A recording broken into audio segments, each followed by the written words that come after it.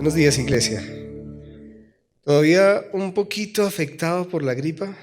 ¿Se nota? No piense que mi voz es así. Si usted no me conoce, yo hablo no así como Carlitos, normal, pero han venido unas gripas estos días y casi todos ustedes estaban con gripa y yo los saludo a casi todos, entonces casi todos me pegaron la gripa. Así que no le ponga tanto cuidado a mi nariz, sino más bien a mi voz. ¿Les parece?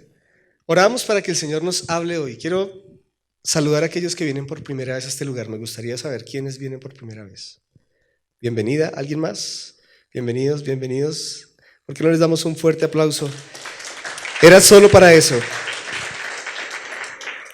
Para darles un fuerte aplauso y bienvenida a este lugar. Siéntanse como en casa. Hacemos lo mejor posible para que usted se sienta como en su casa, que usted se sienta como en una familia. Así que trataré al final de correr después de que terminemos la enseñanza para poderlo saludar. Así que espéreme al final. Hoy quiero que hablemos y saludar a todos los que nos ven también desde sus casas. Pero hace algunos días habíamos hablado acerca de cómo levantarnos después de una caída. ¿Recuerdan? Y hace 8 días estuvimos hablando de que una caída puede ser cuando tomamos una mala decisión. Y hablábamos de que muchas veces hemos tomado malas decisiones y que nos hemos equivocado. Pues hoy quiero que hablemos de algo que también dijimos cuando hablábamos de que era una caída, y es cuando cometemos un error. ¿Cuántos han cometido aquí errores en su vida? ¿Se han equivocado? ¿Sí? Hay gente que codea al otro. Sí, usted es mi error. Sí, yo no debía estar aquí con usted. Pero todos nos hemos equivocado de alguna manera. Hemos tomado una mala decisión. Hemos fallado en algo que Dios nos había pedido. Y hoy quiero que hablemos sobre cómo no caer en el error. Es entendible que mientras que estemos aquí en la tierra vamos a tener muchas situaciones difíciles, incertidumbres, dudas, y vamos a equivocarnos. Pero la Biblia nos da muchas herramientas para no caer una y otra vez en el mismo error. No seguirla embarrando una y otra vez en lo mismo.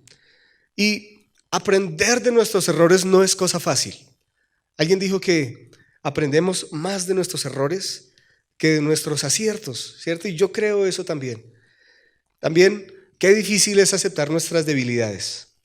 Y si tú no ves tus propias debilidades, quizás alguien sí las va a ver y te las va a decir. Es más, Dios inventó una profesión, ¿sabía? Con especialización y maestría para enseñarle a uno sus errores, y le puso esposa a ese título, pero ellas son expertas en decirnos nuestros errores y nosotros también a ellas, ¿cierto? Ay, las mujeres ahí sí se quedaron calladitas, ¿sí? Ninguna alegó, ahí sí como en la casa, ¿no? Pero necesitamos aprender a ver nuestras debilidades, nuestros errores. Y sabe que muchas veces nosotros nos comportamos como niños, como cuando uno encuentra al niño que se comió el chocolate, lleno de chocolate toda la boca, y te comiste ese chocolate, ¿cierto? Y el niño dice, no, yo no fui, con toda la boca así chorreando aquí la gota. Y me dice, te había dicho que no. Entonces primero empieza a justificarse, no, es que tú me dijiste, no, yo no te dije nada, ¿cierto? Empieza a dar razones inverosímiles y luego viene el llanto por el castigo, por la mentira, por la desobediencia. Eso nos pasa a nosotros. Y hay una frase que me gusta mucho que dice, detrás de la incapacidad de reconocer un error hay orgullo y mucha dureza de corazón que inevitablemente nos llevarán a la caída. Y no sé si usted ha leído el versículo que dice más o menos eso en Proverbios 16:18. Dice, el orgullo va delante de la destrucción y la arrogancia antes de la caída. Así que, si usted quiere ponerle un título a esta enseñanza, es cómo no caer en el error. Y quiero que comencemos hablando de un error que encontramos en la Biblia de Josué. No sé si usted recuerda a Josué. La Biblia nos habla que Josué, después de que Moisés liberó al pueblo y todo esto, ¿recuerda de Egipto? Él delegó y el liderazgo de Moisés pasó luego a su sucesor, que fue Josué. Y era un chico increíble, miren, era un chico que siempre estaba en la presencia de Dios.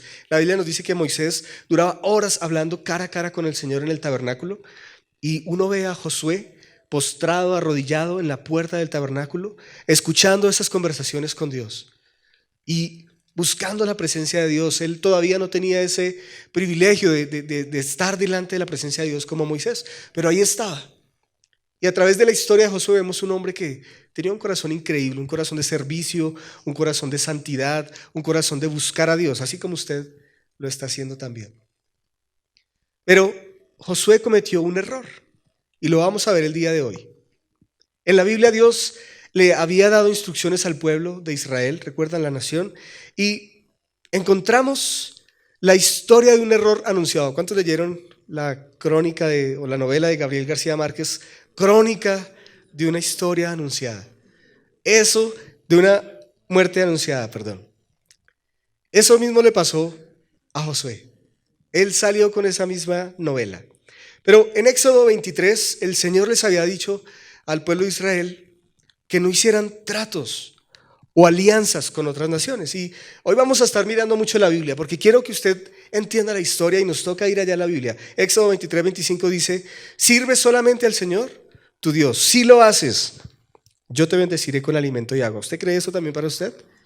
Por eso voy a tomar agua, para aplicar la palabra de una vez. Y te protegeré de enfermedades. Mira hasta lo que hace Dios cuando usted le sirve a Él, cuando usted se dedica solo a Él.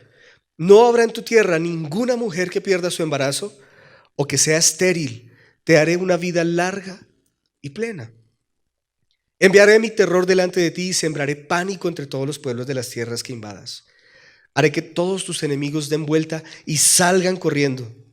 Mandaré terror delante de ti para expulsar a los heveos, a los cananeos, a los hititas, pero no los expulsaré a todos en un solo año, porque la tierra quedaría desierta y los animales salvajes se multiplicarían y serían una amenaza para ti. ¿Ve que Dios a veces nos deja los problemas, las situaciones difíciles? Dios tenía un propósito con no expulsar todavía a todos los enemigos, porque Él sabía que entonces las bestias salvajes venían y los mataban. Dios sabe cómo hace todas las cosas a su tiempo. A veces uno quisiera que ya no hubiera ningún problema. Los expulsaré, como dice el Señor, poco a poco, hasta que tu población aumente lo suficiente para tomar la posesión de la tierra. A veces no estamos completamente preparados para tomar todo lo que Dios quiere, poco a poco. Y estableceré los límites de tu territorio desde el Mar Rojo hasta el Mar Mediterráneo. Por ahí queda Irán, Irak, todas esas. Y desde el desierto hasta el oriente está el Éufrates. Entregaré en tus manos a los pueblos que ahora viven en esta tierra y tú los expulsarás de tu paso. Pero mire lo que dice el versículo 32. No hagas tratados con ellos ni con sus dioses. Ninguno de ellos deberá vivir en tu tierra, porque te harán pecar contra mí. Si sirves a sus dioses, quedarás apresado en la trampa de la idolatría. Y luego más adelante, cuando uno sigue mirando la historia, estamos ahorita leyendo aquí Éxodo, vamos a Deuteronomio, que es el siguiente libro, y vemos que Dios sigue repitiendo lo mismo. De hecho, Dios fue siempre muy insistente con el tema. Por eso en el capítulo 7 de Deuteronomio dice: cuando el Señor tu Dios te lleve dentro de la tierra donde estás a punto de entrar y que vas a poseer, Él te abrirá camino. Qué lindo que es Dios quien abre camino, ¿no? A veces uno quiere ir abriéndole camino a Dios. Señor, yo lo hago, yo voy primero y sígueme. No, es el Señor el que va disponiendo las cosas, es el Señor quien trae las cosas, es el Señor quien da las cosas. Y dice: y les daré camino o daré paso a muchas naciones, los hititas, les volvió a recordar, los jereseos, los amorreos, los cananeos, los fereceos, los heveos, los jebuseos y todas esas enfermedades, ¿sí? Dice: esas 7 naciones son más fuertes y numerosas que tú. Pero cuando el Señor tu Dios las entregue en tus manos y las conquistes, mire lo que le pidió Dios: debes destruirlas por completo. Y una vez se pregunta, pero tan drástico el Señor, ¿no? Tan duro. Pero Dios sabía que si un grupo de personas quedaban con vida de esas naciones que ellos conquistaban, iban a comenzar a dañar el corazón de Israel, iban a comenzar a contaminarlo. Por eso el Señor les dije: no dejen nada. Mire, versículo más adelante le dice: no hagas tratados con ellas, ni les tengas compasión. No te unas en matrimonio con su gente. No se casen con ellos. No permitas que tus hijas ni tus hijos se casen con los hijos o las hijas de esas naciones. Y aquí está la razón: porque ellos harán que tus hijos y tus hijas se aparten de mí para rendir culto a otros dioses.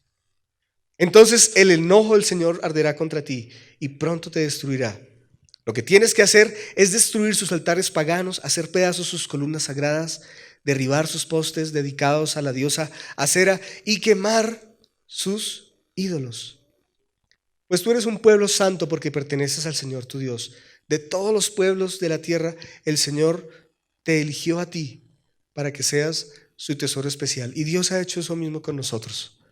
Él nos ha escogido como un tesoro. Y aquí el Señor luego les explica por qué les dijo esto en cuanto a las otras naciones, que no se juntaran con ellos, que no hicieran alianzas, que no hicieran matrimonios, ni que entregaran a sus hijos. Dice el versículo 7, el Señor no te dio su amor, ni te eligió porque eras una nación más numerosa que las otras naciones. ¿Se ha preguntado alguna vez por qué Dios escogió a Israel? ¿Por qué no escogió a Bogotá?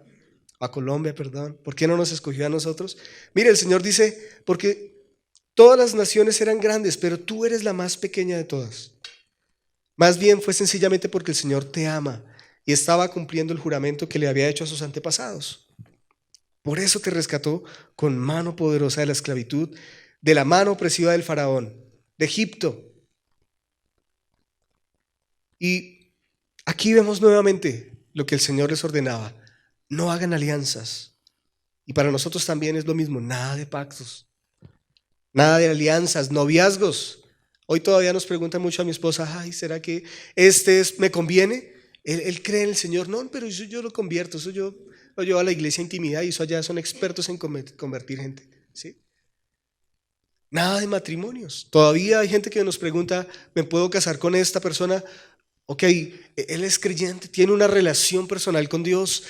Dios es la razón más importante de su vida. No, no, no. Él es como, a veces va a la iglesia, cada 15 días hicimos un acuerdo.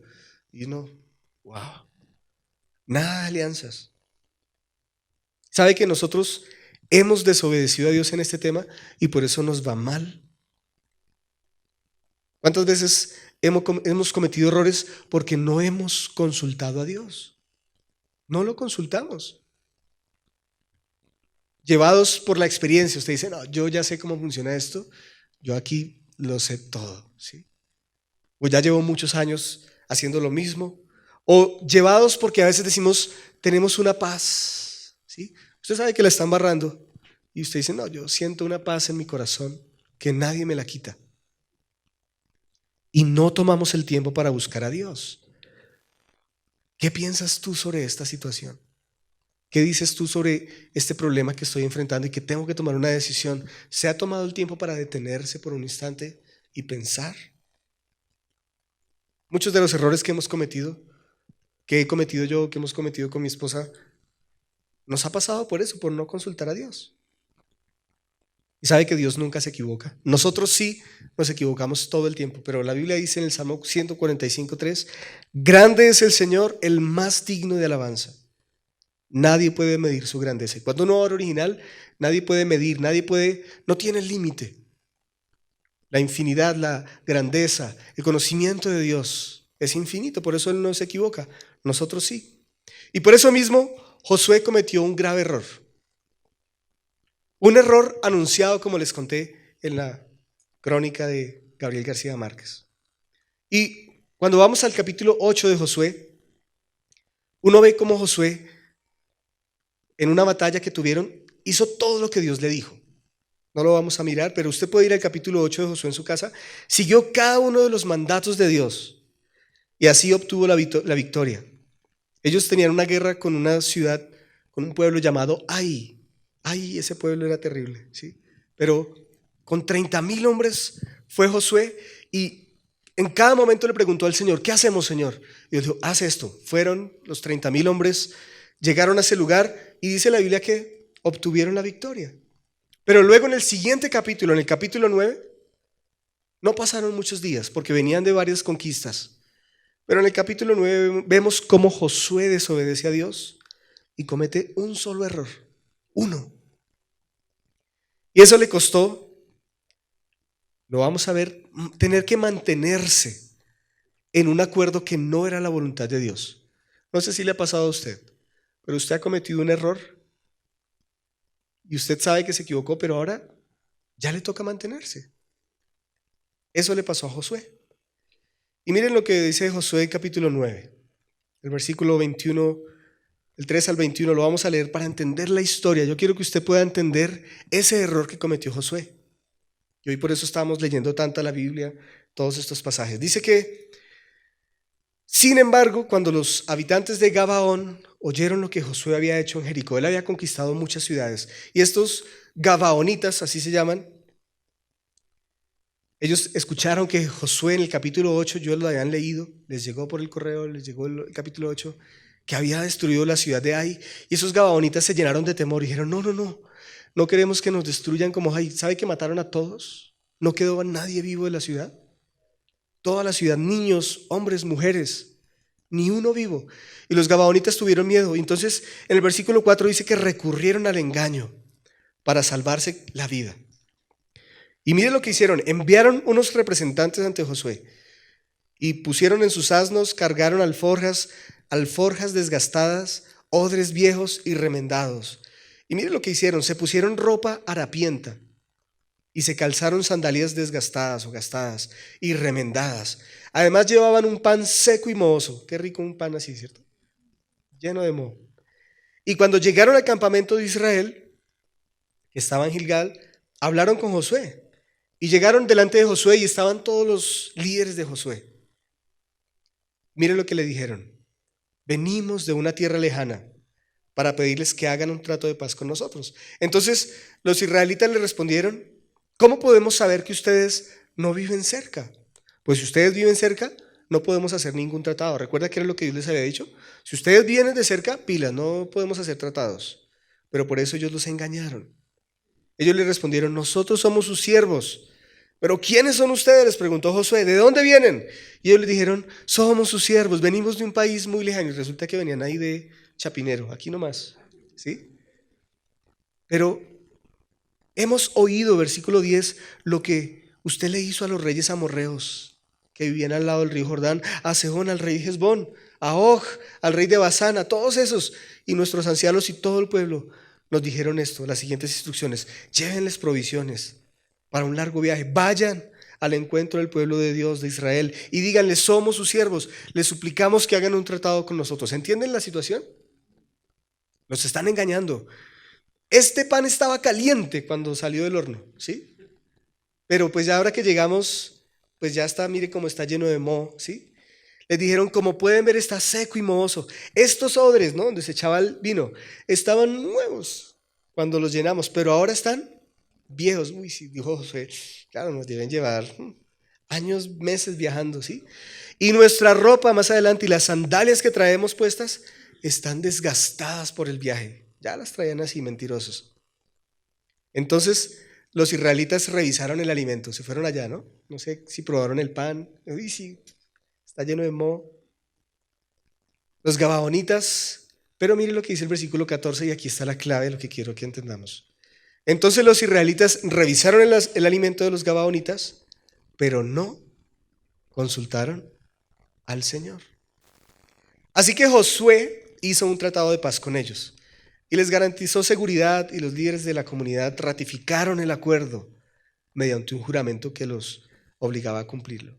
Así que cuando uno sigue mirando la historia, Josué, ¿sabe qué hizo? Dijo, no los vamos a matar, gabaonitas. Tuvo compasión, tuvo misericordia. Dijo, pero les vamos a poner una tarea, les vamos a poner a cortar la leña que se necesite para el templo del Señor. Y el versículo 21 dice, déjenlos vivir.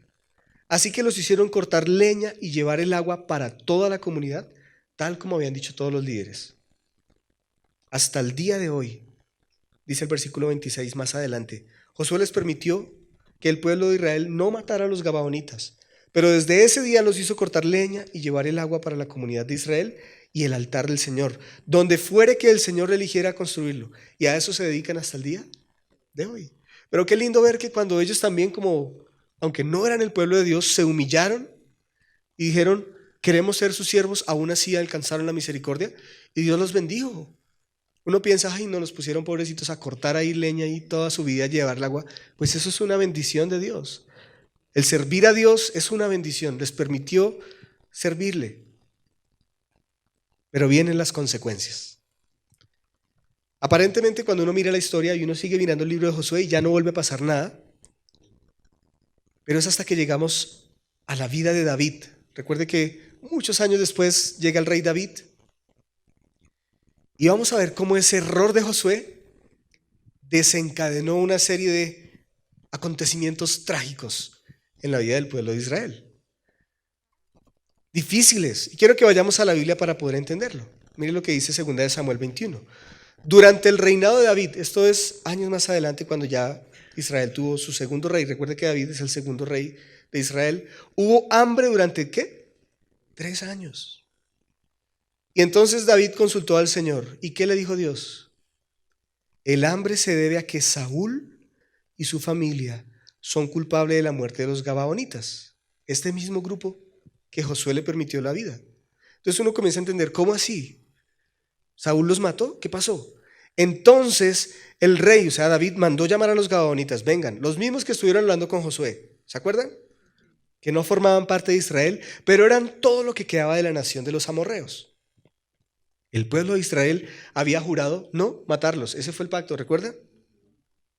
Pero Saúl, en su celo por Israel y por Judá, trató de exterminarlos. O sea, Saúl cuando fue rey, él dijo, no, yo voy a matar a todos esos amorreos. Y los exterminó. Quedaron muy pocos, que son estos que David mandó llamar. ¿Qué puedo hacer por ustedes? Porque David les pregunta a ellos cuando los mandó llamar y les dijo, ¿qué puedo hacer por ustedes? ¿Cómo puedo compensarlos para que ustedes vuelvan a bendecir al pueblo del Señor? Porque el Señor le había dicho a David que fue porque Saúl los mató, que llevaban 3 años con hambre. ¿Cuántos días ha estado usted con hambre? ¿O cuántas horas ha estado usted con hambre? Ahora 3 años. ¿Sí? ¿Qué puedo hacer? Entonces ellos le dijeron, bueno, el dinero no puede resolver este asunto entre nosotros. Uno diría, no, pues saque ahí la chequera al cajero, ¿cierto? Y le contestaron los gabaonitas, tampoco podemos exigir la vida de cualquier persona de Israel. De pronto hubieran dicho, bueno, entonces lo matamos a usted, rey David, y ya, que quede saldada la deuda. Pues no. ¿Qué puedo hacer entonces? Les dijo David, solo díganme y yo lo haré. Y mire lo que le respondieron. Fue Saúl quien planeó destruirnos para impedir que tengamos un lugar en el territorio. Así que entréguenos 7 hijos de Saúl y los ejecutaremos delante del Señor en Gabaón. Y mire lo que dijo el rey. Muy bien, así lo haré. Debido al juramento que David y Jonatán habían hecho delante del Señor, el rey le perdonó la vida a Mefiboset, hijo de Jonatán, nieto de Saúl. Sin embargo, les entregó 2 hijos de Saúl, Armoni y Mefiboset. Qué lindos nombres para sus hijos, mire. Cuya madre fue Rispa, la hija de Ajá. Y también les entregó 5 de los hijos de la hija de Saúl, Merab, la esposa de Adriel, hijo de Barsalí, de Mejola. Los hombres de Gabaón los ejecutaron. Miren, mataron a los 7 en el monte del Señor. Los 7 murieron juntos al comienzo de la cosecha. Y cuando uno mira más adelante en la historia dice, luego el rey, o sea David, ordenó que enterraran los huesos en la tumba de Cis, padre de Saúl, en la ciudad de Sela, en la tierra de Benjamín. Después de eso, ¿Dios qué hizo? Que terminara el hambre en la tierra. Entonces conectemos las historias. Mucha Biblia, sí, mucha lectura. Alguien por ahí me dijo, ay, no es que uno va a la iglesia, pero que pongan a leer la Biblia. Entonces, ¿a qué venimos? ¿Sí? Pero Josué les perdona la vida. Años más tarde, incumplen el pacto que habían hecho Saúl y Dios los deja 3 años en hambre. Hasta que mueren los 7 hijos de Saúl, el Señor vuelve a dar la provisión. ¿Todo por qué? Todo por un error de Josué. Y a veces uno no sabe, pero los errores que uno comete pueden afectar a muchas personas. Pueden afectar a nuestra familia, a sus hijos, incluso años después. Muchas veces, muchas de las situaciones que vivimos no es porque Dios sea malo, no es porque Dios no nos ame. Son consecuencias de los errores que alguien tomó en algún momento, la mala decisión. Y quiero que veamos aquí varias cosas importantes, que son principios que podemos comprender. Lo importante de mantener los pactos. Mire que aunque Dios, y que fue un error, de Josué hacer esa alianza con los gabaonitas, Dios tomó muy en serio el compromiso de Josué con los gabaonitas. Dios toma muy en serio cuando usted hace un compromiso. Cuando usted dice, yo me comprometo con esto. Hoy tenemos que firmar ciertos contratos, pero no debería ser. Cuando usted dice, yo me comprometo con esto, Dios espera que usted cumpla su palabra. Cuando usted dice, yo me comprometo contigo a amarte hasta que la muerte nos separe o hasta que la otra nos separe, hoy, ¿cierto? Usted dice, yo me comprometo contigo a estar hasta que la muerte nos separe o hasta que venga el Señor. Cuando usted dice, yo me comprometo a serte fiel como esposo, o yo me comprometo a ser el mejor hijo, o yo me comprometo a responder en la universidad, en fin. Pero cuánto más cuando lo hacemos con Dios, que usted dice, Señor, yo me comprometo a servirte, yo me comprometo a dar mi vida para ti. ¿Sabe que Dios, para Él es muy importante esos compromisos? Pero también algo que podemos entender aquí es que la desobediencia, me decían a mí desde niño, la desobediencia trae consecuencias, ¿verdad? Sin embargo, vemos como el error de Josué de desobedecer a Dios, años más tarde fue una afrenta, un problema para todo el pueblo, por 3 años. 7 hijos murieron, familias destruidas, llanto, tristeza, dolor. Todo eso viene cuando nosotros desobedecemos a Dios. Y a veces usted pronto no lo ve ahorita. Usted desobedece a Dios, está haciendo algo. Y dice, no pasó nada. Yo sigo igualito, ¿sí? A mí no me salió ningún grano ni nada. Yo sigo igual. Más adelante, años más tarde, quizás no lo vea usted hoy, quizás sus hijos, quizás su generación, porque las promesas de Dios se cumplen también. Y toda maldición que vemos en la Biblia tiene un antes. O sea, ninguna maldición, ningún problema, ninguna cosa viene sin que haya habido una consecuencia, antes, una causa, perdón. En la Biblia encontramos varios hombres que cometieron errores. Cuando usted lee la historia bíblica, David, que estamos hablando de él, que fue quien le tocó matar a estos 7 hijos de Saúl, vemos que él es el segundo rey de Israel. Sin embargo, en 2 de Samuel, dice que durante una batalla, la ciudad de Raba estaba sitiada y él un día, sin nada que hacer, alguna vez, hace años, escuché una prédica que se llamó Cuando nada pasa es porque algo pasa, y se me quedó aquí, ¿sí? David no estaba haciendo nada, se levantó a las 11 de la madrugada, rascándose ahí el estómago. Se levantó a la terraza, un rey en medio de una batalla y él allá rascándose la barriga. Y fue y se asomó por la terraza y vio una mujer desnuda bañándose. Cuando nada pasa es porque algo pasa. Él no tenía que estar ahí, él tenía que estar al frente de la batalla, pero no estaba cumpliendo el propósito de Dios. Entonces vio a esta mujer y dice que la deseó en su corazón y mandó que se la trajeran, sabiendo que estaba mal, sabiendo que era pecado. Él lo sabía. Y tuvo relaciones, durmió con ella y queda embarazada Betsabé. Entonces manda a traer al esposo, lo manda a matar. Imagínense, todos esos errores que cometió, error tras error tras error. Y como consecuencia se desataron, si ya veníamos de un problema, imagínense todos los errores y problemas que se desataron después. De hecho, Dios quitó la vida de su primer hijo, ¿sí?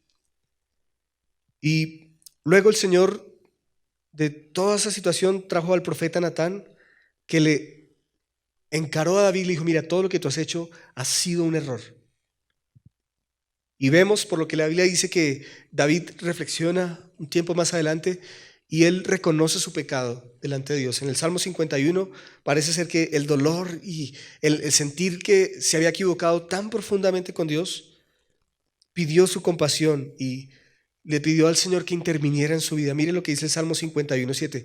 Purifícame de mis pecados y quedaré limpio. Lávame y quedaré más blanco que la nieve. Otro hombre que vemos en la Biblia que cometió un grave error. Y uno hasta lo juzga y dice, uy, ese Pedro, ¿cómo hizo eso? Pedro llegó a ser de los íntimos de Jesús. Compartieron momentos increíbles que nadie más compartió sino él. Llegó a conocerlo, llegó de hecho a ser uno de sus 12 apóstoles. ¿Lo sabía? Pero cuando arrestan a Jesús y alguien vio a Pedro, ay, él también estaba con Jesús. ¿Qué hizo Pedro? Lo negó, ¿cierto? Y dice la Biblia en el relato que lo negó 3 veces, 3 personas. Ahí está otra vez. No, yo no lo conozco. Y luego la tercera vez también.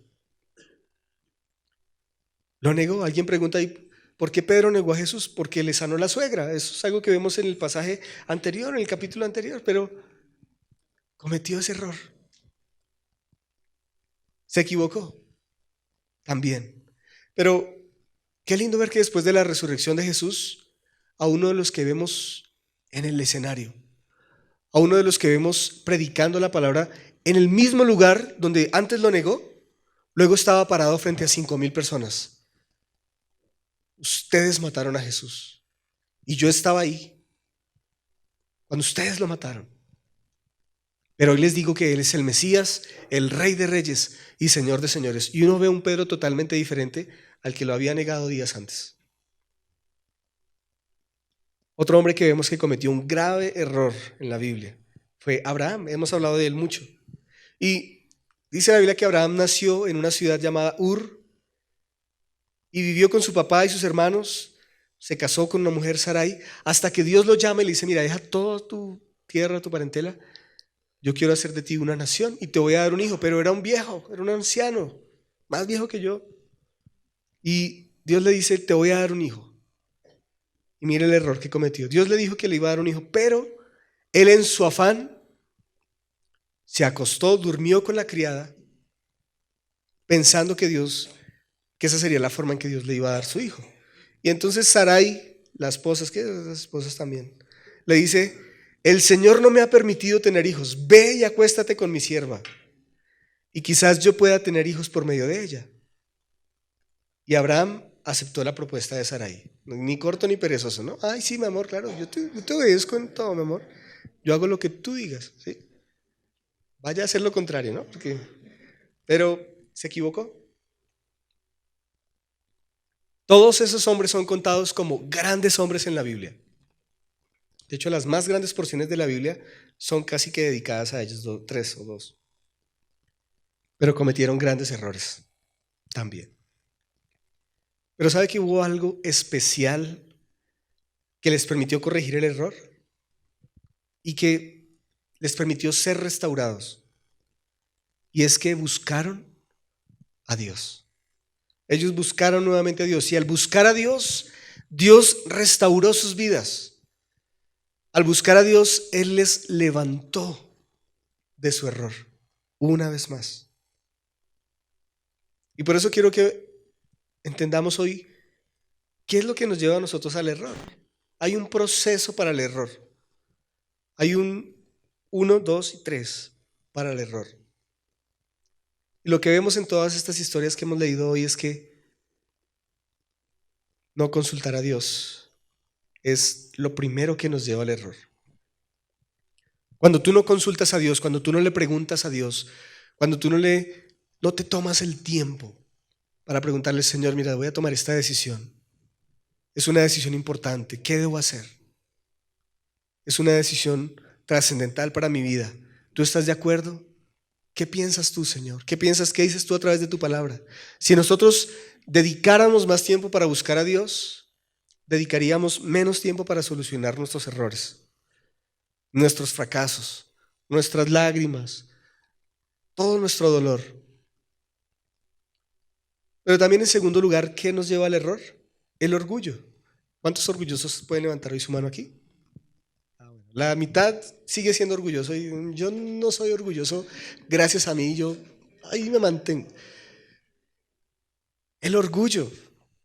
¿Qué nos lleva al error? Cuando usted no reconoce su debilidad, cuando usted no reconoce que tiene un problema, cuando usted no reconoce que necesita a Dios, usted se cree suficiente, usted todo lo puede. Pues ¿para qué voy a consultar a Dios si es mi vida? ¿Sí? Y hoy los jóvenes usan mucho esa frase, o uno también la usa, ¿no? Ese es mi problema, esa es mi vida, esa es mi decisión. Orgullo. Pero también, ¿qué nos lleva al error? Ser necios. Parece parecido, similar, ¿no? Ser orgulloso y ser necio, pero ser necio no es otra cosa que hacer el mal. Hay gente mala, ¿sí? Y miren lo que dice Proverbios 19:3. La gente arruina su vida, estamos hablando de los errores, por su propia necedad. Y después se enoja con el Señor. ¿Usted le ha pasado? Me dice, Dios, pero ¿por qué me está pasando esto a mí? ¿Pero por qué yo estoy experimentando esto? ¿Por qué me está sucediendo esto? Pues la Biblia dice que por su propia necedad y después usted se enoja con el Señor, cuando Dios no tiene la culpa. Pero no nos quedemos solamente ahí, en cómo llegamos al error. Quiero que terminemos hoy hablando entonces, Dios, ¿cómo podemos salir del error? Y quiero que tú reflexiones un poco hoy acerca de esas situaciones en las que te encuentras en un error. Quizás estás en una actividad que sabes que no le agrada a Dios. Quizás estás en una relación que sabes que no le agrada a Dios. Estás teniendo una conducta, un hábito, algo que tú dices y sabes que no es lo que Dios quiere para tu vida. Estás cometiendo un error. ¿Cómo salir entonces del error? Es la pregunta que podemos hoy hacernos. Y sigue siendo el número 1. Consulta a Dios. No escatimes. A veces uno piensa, no, pero es que Dios, ¿qué se va a meter Dios en este asunto? Sí, pues, es tan sencillo, es tan pequeñito, pues, ¿para qué le va a preguntar a Dios? Es solamente ir a cine. Una peliculita al año no hace daño, ¿sí? Es solamente una hamburguesa que lo voy a invitar o lo voy a invitar. No, no es que le vaya a dar un beso ya, ¿sí? O, Señor, pero en eso, ay, pues es una carrera. Yo puedo después escoger. Si no me va bien en esta, pues me meto a otra carrera, ¿sí? Ay, Señor, es solamente una iglesia. Solo un domingo voy allá y después voy a otra. Y si no me gusta, pues me voy a otra. No. Consulta a Dios en cualquier cosa. Y a veces parece tonto, pero uno debe consultar a Dios en las cosas más mínimas. Pero a veces consultamos a Dios solo para las cosas grandes. Entonces, para el llamado, para el ministerio, para la esposa. Pero lo demás, yo lo manejo, ¿sí? Porque yo ya sé, yo ya tengo la experiencia, yo sé cómo son los negocios. Consultemos a Dios. Si usted quiere salir hoy de un error, consulte a Dios. Busque a Dios. Señor, ¿tú qué piensas? ¿Qué dice tu palabra? A veces tenemos que buscar consejería. ¿Sabe que con mi esposa le huíamos a la consejería bíblica? Uno decía como, no, uno puede, ahí el Señor le da a uno palabra para uno, pues, que uno va a preguntar a otra persona, oiga, un consejo. No, esa es mi vida privada, ¿sí? ¿Y sabe que el diablo nos ha metido eso a nosotros, los creyentes, que tenemos una vida privada?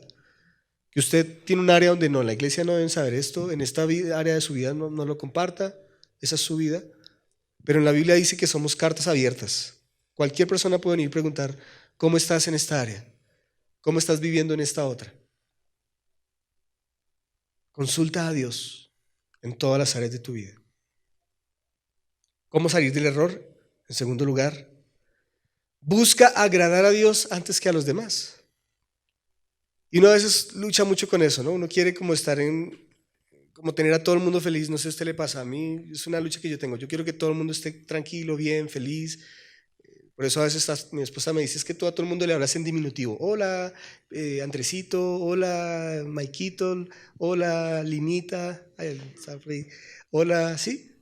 Porque uno quiere que todo el mundo como que se sienta bien, agradado, pero resulta que uno no debe buscar agradar a todos los hombres. Mira, ahí nos sonó la alarma de las pastillas. Gotas de Lore, gotas. Pero debemos buscar es agradar a Dios antes que a los hombres. Hablábamos hace 8 días que es necesario que nosotros agrademos a Dios antes que a los hombres. Y eso sigue siendo vigente para nosotros hoy. Que no importe lo que diga la gente, que no importe lo que te vayan a decir, ay, pero usted tan santurrón, ay, pero usted tan... Ahora le lavaron el cerebro allá en esa iglesia. ¿Qué importa? ¿Sí? Busque agradar a Dios. Y en tercer lugar, ¿cómo salir del error? No piense que lo sabe todo. En Romanos 12:16, al final, dice, bueno, el versículo dice, vivan en armonía unos con otros, no sean tan orgullosos de lo que estamos hablando como para no disfrutar de la compañía de la gente común. Y no piensen que lo saben todo. Los más grandes problemas de una relación se dan porque el otro siempre sabe lo que pasó. Porque yo tengo la razón, tú estás equivocado y yo estoy en lo correcto. ¿Sí o no, esposas, esposos? Yo soy el que aquí se sabe cómo fueron las cosas. Tú no sabes nada. Yo estuve ahí presente, ¿sí? Pero no crea que lo sabe todo. Busque la consulta, consúltelo con su familia, consúltelo con un amigo, consúltelo con su líder, consúltelo con su pastor. Busque ayuda, ponga un mensaje por WhatsApp, ponga, no sé, escriba una frase en su muro, necesito un consejo. Seguro le van a escribir al menos algo. Oiga, madure, ¿cierto? Al menos, si no, voy a madurar, ¿sí? Pero haga algo. Como decía Andrés López, busque ayuda, llame a un tío, ¿sí? Pero nuestros errores vienen porque hay orgullo y pensamos que lo sabemos todo. Y quiero concluir con el Salmo 32:5.